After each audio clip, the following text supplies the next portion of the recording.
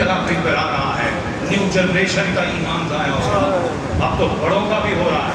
جس بڑے کے ہاتھ میں بھی موبائل آ گیا ہے اس کے بھی ایمان ڈاواڈول ہے. اور کئی دفعہ کہتے ہیں فلاں نے یہ کلم میں کہا ہے, ہم تو ساری زندگی بزرگوں کے طریقے پہ چلتے آئے. وہ کلم سن کر اب تو سفید داڑھیوں والوں کے ایمان جو ہے وہ لڑک رہے ہیں. تو جب ان کا ایمان محفوظ نہیں ہے, ہماری نسلوں کا ایمان کدھر جائے گا؟ اس لیے آج ایمان بچانے کا ذریعہ یہی ہے. میں کہا کرتا ہوں لوگوں, اس وقت نے ہمیں مار دیا ہے کیونکہ ہم نے دین کو وقت نہیں دیا, ہم نے شریعت کو وقت نہیں دیا. ہمارے پاس مصطفیٰ کے لیے وقت نہیں ہے. جس نبی نے پتھر تمہارے لیے ہمارے لیے کھائے, جس نبی نے 63 سال تہجد کی نمازوں میں اپنے پاؤں پر گرم لا دیا اس لیے کہ یا اللہ میری امت کو معاف کر دینا. آج امت صرف گھڑی کے وقت پہ نظر ہے کہ وقت کب ہوتا ہے 2 سجدے ادا کریں اور اپنا فرض ادا کریں, لیکن ایمان کس نے سمجھنا ہے؟ یہ نماز ایمان نہیں ہے. میں آج آپ کو بات بتا دوں, یہ پتھر میرے ہاتھ میں ہے, اگر غلط ہو جائے اس پتھر سے میرا سر پھوڑ دینا, شہادت ہو گئی تو آپ کا خون معاف ہوگا. لکھنے کلم بن رہا ہے, کسی سے پوچھ لیں, میں دعوے سے کہتا ہوں تمہاری نماز میں ایمان نہیں ہے, ایمان میں نماز ہے. سبحان اللہ. نماز میں ایمان نہیں ہے. وہ عبداللہ ابن ابی بھی پڑھتا تھا, 6 سال مصطفیٰ کے پیچھے اس نے نمازیں پڑھی ہیں, مگر کافر رہا, بدکار رہا, جہنمی ہوا. کیوں ہوا؟ ایمان نماز میں نہیں ہے, روزے میں نہیں ہے, ایمان میں روزہ ہے. جب تک مصطفیٰ اور اہل بیت اطہار کے طریقہ کار اور ذات محمد پر ایمان کا عمل نہیں ہے, نہ نماز قبول ہے نہ روزہ قبول ہے. سبحان اللہ. نہ روزہ قبول ہے, کچھ بھی قبول نہیں ہے. اس لیے آج گھڑیوں میں نظر ہے نا, مگر کسی سوئی کو دیکھا ہے میری موت کی گھڑی کی سوئی کو؟ اللہ اکبر. 2 سجدے وقتی ہو گئے ہمارے, اللہ کی عزت کی قسم. میں روز پھرتا ہوں, میں کہتا ہوں آپ کی گالیاں سب کچھ مجھے برداشت ہے, میں وقت سے اوپر بھی چلا جاتا ہوں, مگر میں نے اپنی قبر روشن کرنی ہے, میں نے اپنا جواب دینا ہے, میں نے اپنا حساب دینا ہے. میں اس کا ذمہ دار ہوں جو میں نے کہی ہے, میں اس کا ذمہ دار نہیں جو آپ سمجھے. آپ نے اپنا حساب دینا ہے. لوگوں, فتنے کے دور میں تو حضور نے فرمایا تھا کہ دین کو وقت زیادہ دینا, تب جا کے تم محفوظ رہو گے. ہمارا وقت جتنا دنیا میں گزر رہا ہے, ٹھیک ہے, کاروبار اپنی جگہ, سب کچھ اپنی جگہ ہے, مگر اس کی وجہ سے ہماری مسجدیں بے رونق ہو گئی, مصطفیٰ کا میلاد نہ ہونے کے برابر ہو گیا, حضور کا ذکر چھوڑ دیا, اسلام کے طریقے کو چھوڑ دیا. دادا صاحب کسی ولی کے مزار پر اگر رونق ہے تو وہاں روٹی کھانے والے زیادہ ہیں, وہاں خیرات اور روحانیت دینے والے چند گنتی کے ہوں گے, چند گنتی کے ہوں گے. لنگر کی لائن میں لگے ہوئے ہیں, عیاش زیادہ ہوں گے, مگر دادا علی اجمیری کے دربار میں بیٹھ کر خدا سے استغاثہ کرنے والے کہ مولا جیسا اسے بنایا ہے اس کی روح کا کچھ فیض غریب کو بھی عطا کر. سبحان اللہ. یہ کوئی دعا کرنے والے گن لینا کتنے ہوں گے؟ سبحان اللہ. اگر دعا کرنے والے 1000 ہیں, ان میں 100 وہ ہوگا جو صرف یہ مانگے گا مولا میں کچھ نہیں مانگتا مگر اس کے صدقے اپنی آخرت میں شفاعت مانگتا ہوں, مگر 900 صرف اپنی حاجت لے کے بیٹھا ہوگا, میرا کاروبار چلا دے, میرا بانڈ نکال دے, میرا نمبر پھنسے ہے میرا نمبر نکال دے, مجھے یہ مصیبت ہے, مجھے یہ مصیبت ہے. ارے دنیا کی مصیبت ختم ہو جائے گی جب روح نکلے گی, قبر میں چلے جائیں گے, ساری مصیبتیں ختم ہوگی, مگر قبر سے لے کر حشر تک اور جنت اور دوزخ تک جو بڑی مصیبت ہے کبھی اس کے لیے کچھ نہیں مانگا. سبحان اللہ. یہ نہ بھی مانگیں گے رب دے دے گا, یہ نہ بھی مانگیں گے رب دے دے گا, دے گا. اس کا وعدہ ہے میں نے تمہیں رزق دینا ہے. کبھی کبھار وہ نہیں مل جاتا, کبھی آپ نے کچھ مانگا بھی نہیں آپ کو ملی ہے؟ بولیے سبحان اللہ اللہ کی قدرت کو یقین رکھتے ہوئے کہیے، بولے ملا کہ نہیں ملا؟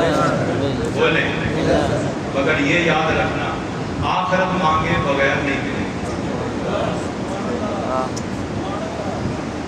میں کہا میں ذمہ دار ہوں اپنی بات کا، نہیں مانگو گے دنیا رب دے دے گا، مگر قبر کا نور اور آخرت میں رب کا فضل مانگے بنا کبھی نہیں ملتا۔ میں دعوے سے کہتا نہیں ملنا،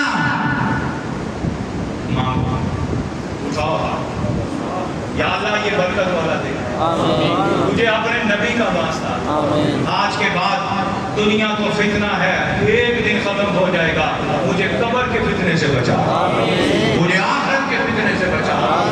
بخاری شریف کی حدیث کا باب پڑھیں، امام بخاری نے جب قبر کا باب لکھا، اس کا عنوان گفتگو پتہ کیا لکھا؟ فصل فی فتنۃ عذاب القبر،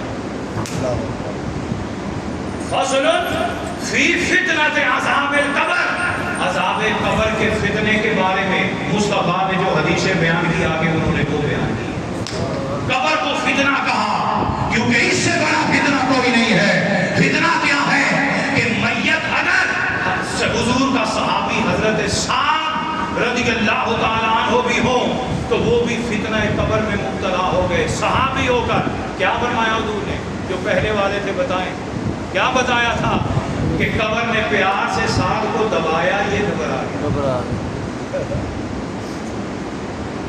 قبر میں گھبرانا مت کہنا میں نے اتنا کچھ کر لیا ہے، میں نے صدقہ خیرات کر دیا، میں نے میلاد بنا لیا ہے، میں نے ہزار دے دیے، مگر کبھی غور کیا ہے کہ دیکھ کا پیسہ حرام کا تھا، سود کا تھا، کس کا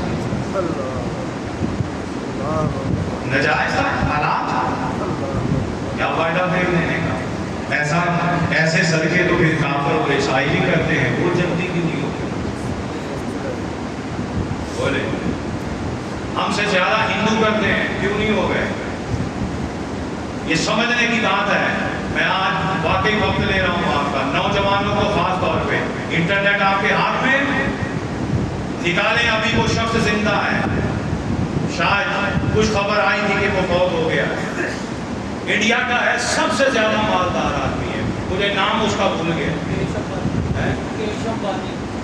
رتن ٹاٹا، اس کے علاوہ ایک اور ہے، رتن ٹاٹا، رتن ٹاٹا، رتن ٹاٹا۔ ہاں رتن ٹاٹا۔ اس شخص کو کسی نے کہا کہ جب کوئی ایسا مسئلہ ہے، یہ لمبی تفصیل ہے لیکن تاریخ پڑھ لینا آپ اس کی نکال کے، ہندوستان کی سرزمین میں ایک زمین مربوں میں اس نے خریدی اور خرید کے اس نے مکان بنائے، سوسائٹی بنائی، گھریلو رہائشی سوسائٹی، اور ہر اس شخص کو اس نے فری میں وہ مکان دے دیا جو فٹ پاتھوں پہ زندگی بسر کر رہا ہے۔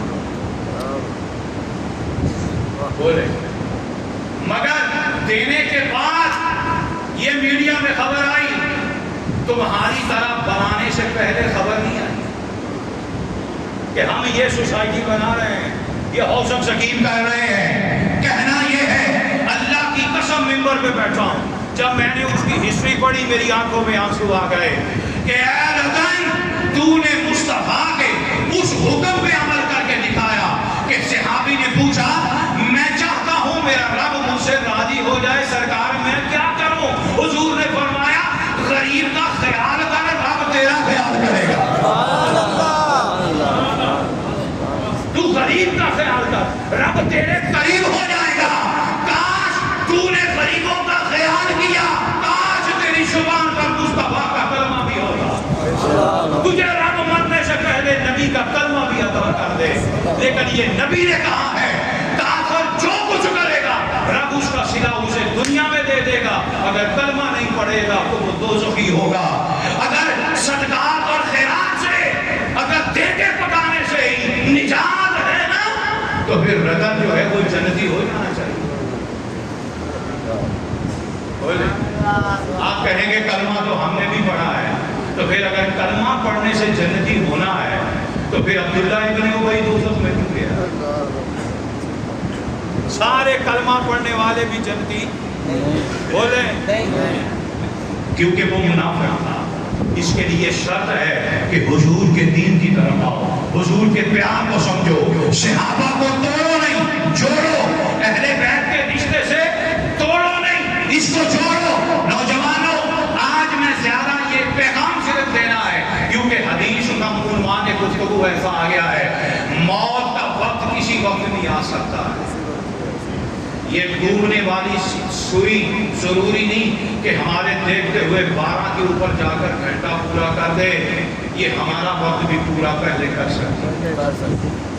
इसको मद्देनजर रखते हुए कहना, मैं ना मांगूंगा फिर भी मुझे रब, मेरा जुमला याद कर लिया, मैं खुदा से नहीं भी ना दुनिया मांगूंगा, रब मुझे जी बोलो, रब मेहनत करनी है, ना भी मांगूंगा दे देगा, मगर कब्र और हशर का नूर मांगे बिना नहीं। यहाँ बुलाने का मकसद ये है कि मेरे बेटों, मेरे भाई भी हैं, मेरे बुजुर्ग भी हैं, आओ, ये अब क़यामत बहुत करीब है, ये फासला भी दूर का है। मैं कहूँगा क़यामत ही क्यों आ गई। ये हुजूर ने फरमाया था, मेरी उंगलियां गुनाहगार हैं, अगर हदीस के लफ्ज़ हैं सहाबा की मोहब्बत है, वो इशारा करके अपनी उंगलियां पकड़ लेते थे, मेरी और उंगली और हुजूर की उंगली बराबर नहीं, सिर्फ समझाने के लिए। हुजूर ने फरमाया मेरे और तुम्हारे दरमियान क़यामत का फासला इतना है, इतना है, कितना है ये दो उंगलियों का फासला। और ये कब फरमाया हुजूर ने? 1446 साल पहले। अगर 1446 साल पहले फासला इतना था तो अब तो बिल्कुल करीब है। किसी वक्त भी धमाका हो सकता है, किसी वक्त भी आसमान चिर सकता है। और उलमा ने जो पेशगोइयाँ दी हैं उस पेशगोइयों के मुताबिक बिल्कुल करीब है। फितना दज्जाल पहले आना है, अल्लाह उसे बचा ले, उसे बचा ले। लेकिन दज्जाल के फितने से पहले जो अलामतें हैं वो हुकूमतों की शक्ल में खुदा ने नाज़िल करनी है, जो हुजूर ने फरमाई, और वो पूरी हो रही है, वो पूरी हो रही है। इसलिए कहते हैं वोट सोच के, वोट सोच के, क्योंकि तैयारी दज्जाल की हो रही है। इसलिए आप सियासत को कुरान समझ के गली मोहल्ले में बैठ के नारे तो लगाते हैं, मगर कुरान उधर पड़ा है। मैं आपसे कसम दे के कहता हूँ, अगर आप में से 400 आदमी बैठा है, 400 आदमी में से कोई एक होगा, कभी किसी ने सोचा है कि अगर मुझे कुरान नहीं आता मैं मस्जिद में पड़े हुए कुरान जाके साथ करूँ? मैं किस किस दुखती रग पे हाथ रखूं? फिर आप कहते हैं टाइम बहुत हो गया। ये समझाने वाला कोई नहीं है, जो समझाता है उसको गालियां पड़ती हैं।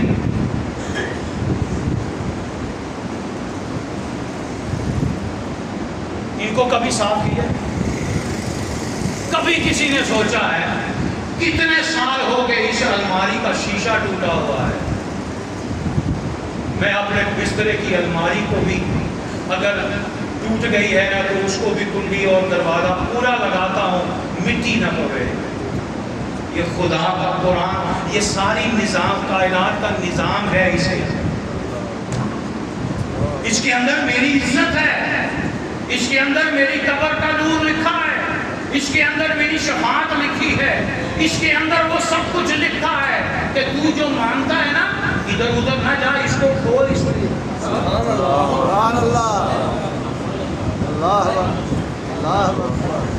इधर उधर ना जा।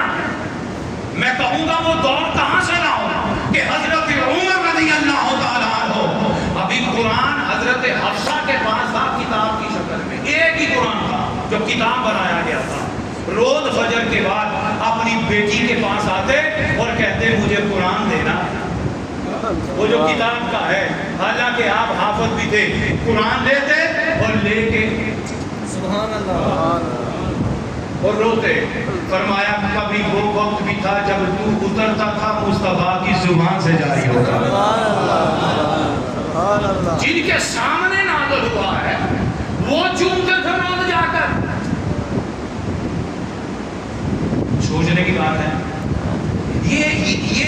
پوائنٹ ہے کہ جس سے ہم نے اپنا ایمان ضائع کر لیا، اس کاموں کی طرف آؤ جو ہمارے بڑے بزرگ کیا کرتے تھے، وہ اصلاح کیا کرتے تھے۔ میرے بزرگ کیا کیا کرتے تھے؟ وہ تو مسجد کی ٹوٹیوں سے مسواکیں بھی اٹھایا کرتے تھے، وہ تو مسجد کے گیٹ پہ اگر کوئی کوڑا پڑا ہوتا وہ بھی ہٹا دیا کرتے تھے۔ یہاں تو مسجد کی دیوار کے ساتھ نلائق اور غدار اور بغیرت پیشاب بھی کر جاتا ہے۔ میں نے خود اپنے بزرگوں کو قرآن کی الماریاں صاف کرتے ہوئے دیکھا۔ میں تعریف کی بات نہیں کروں گا، اس لیے کروں گا کیونکہ وہ بات مت کہو جو تم کرتے نہیں ہو، جو کرتے نہیں ہو۔ میں نے بذات خود کسی کو نہیں پتا، اس رمضان میں اور اس رمضان کے بعد میں نے 2 دفعہ اس قرآن کی صفائی کر کے اس کی ترتیب کی۔ یہ صرف نصیحت کے لیے کہ سانو کہہ رہے ہیں آپ کیوں نہیں کرتا، تاکہ آنے والا اعتراض کا جواب میں پہلے دے دوں۔ کتنے فجر کے وقت نماز پڑھ کے جاتے ہیں لوگ؟ ہم جب چھوٹے تھے، حافظ صاحب گواہ ہیں، اگر 50 بندے ہیں نمازی، ان 50 میں سے 40 الماری کھولتے، جس کو نہیں بھی آتا تھا نا وہ بھی قرآن کو یوں صاف کرتا، کھولتا، چومتا، اور جو آتا اس کو پڑھ کے مزدور چلے جاتے تھے۔ آج میں نے سوائے کا دکا کہ کسی کو قرآن اٹھا کے پڑھتے ہیں، کسی مسجد میں چلے جائیں۔ یہ شومیہ قسمت نہیں، یہ بد قسمتی نہیں، معذرت کے ساتھ یہ وہ چیزیں ہیں کہ جس کا ادب کرنے سے اللہ ہمارے ایمان میں مضبوطی دے دے۔ اس لیے حضور نے فرمایا تھا جب ایمان کمزور ہو جائے تو چھوٹے کاموں کی طرف آئے۔ اس کی طرف آؤ، آسان نیکیاں کرنی شروع کر دو، ان آسان نیکیوں کی وجہ سے اللہ پھر بڑی نیکیوں کی توفیق عطا کرتا ہے۔ سبحان اللہ۔ جس مقصد میں نماز پڑھے کوشش کرنا قرآن کی الماری کے پاس جاؤ، اس کو صاف کرو، اس کی مٹی صاف کرو، سب سے پہلے اپنے گھروں کے قرآن صاف، اس کو چومو، ان کو ہاتھ لگاؤ، اور کبھی کھول کے آنسو بہانا، یا اللہ تو نے اس کے صدقے ہمیں عزت دی تھی، ہم نے تو اس کو قاتل کر دیا، ہم نے اسے قاتل کر دیا، ہم تو احتجاج کے صرف رہ گئے۔ کوئی عیسائی قرآن جلا دیتا ہے تو ہم عاشق بن کے ان کے چرچ بھی جلا دیتے ہیں۔ اگر پڑھنا عیسائی نے، عمل عیسائی نے کرنا ہے۔ کس چیز کا نام دین ہے، کس دین کا نام اسلام ہے؟ اللہ ہمیں عمل کی توفیق دے۔ میرے دوست، میرے بیٹے، خاص طور پر آپ سے کہوں گا، بیٹو اپنے قرآنوں کی روش پہ آ جاؤ، اپنے دادا اور نانا کی روش پہ آ جاؤ، جس طرح وہ قدموں سے چل گئے۔ ہم تو آج بھی ان کی وہ گھسٹتی ہوئی جوتیوں کی آواز کانوں میں آ رہی ہے۔ جب وہ گھسیٹ کے پاؤں چلتے تھے تو پتہ چلتا تھا فلاں چاچا مسجد میں آ رہا ہے۔ یہ محمد بوٹا، یہ بیٹھا ان کے والد بوٹا بٹ، اس گلی محلے کے سارے بچے تھے، پتہ چلتے تھے کہ لوگ آ گئے ہیں نماز پڑھنے۔ اللہ عمل کی توفیق۔ آمین۔ میں پھر آپ سے ہاتھ جوڑ کے معافی مانگتا ہوں، میں کچھ دفعے دن میں بہت زیادہ آگے چلا گیا ہوں، 2:03-4 ہو گئے ہیں، لیکن میری باتیں ضائع ہیں۔ اگلا جمعہ پیشہ کسی اور جگہ پڑھ لینا اگر میں تنگ کرتا ہوں، آپ کی محبت ہے آ جاتے ہیں، لیکن میری بات کو ذرا تنہائی میں جا کے لکھ دینا کہ کیا یہ کام ہماری رسوائی کا نہیں ہے، کہ ہم ایسا نہیں کرتے۔ ہم گھر کی ہر چیز کو کیوں دیکھتے ہیں؟ کوئی ٹوٹی تو نہیں، کوئی خراب تو نہیں ہے؟ کبھی خدا کے گھر کی ٹوٹی ہوئی چیز کو سیدھا کرنے کی طرف وہ مولوی صاحب جانے، حافظ صاحب جانے، قاری صاحب جانے، یا سیکٹری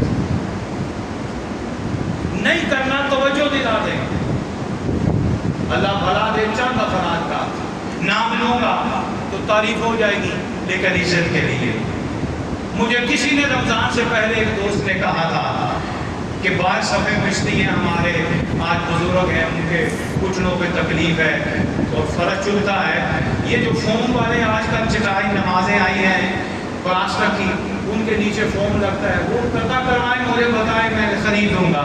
मैंने कहा अच्छा जरूर कर देंगे।